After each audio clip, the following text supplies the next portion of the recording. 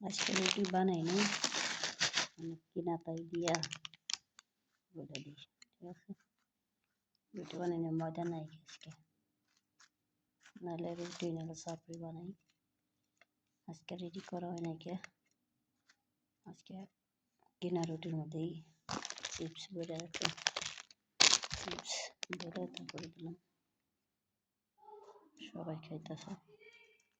আমারও একটা দিছে, আমি একটা নিয়ে এলাম। হলো চিপস। এইভাবে যাকে যাকে ভালো লাগে তারা এইভাবে খাইতে পারেন। মানে বিকেল করে 5টা বাজে নাস্তায় যে এটা যারা যারা পোলাপান আছে তারা পোলাপানটাও খাওয়াইতে পারবেন। সুন্দরভাবে এইভাবে করে দিবেন, খাইব 5টা বাজে।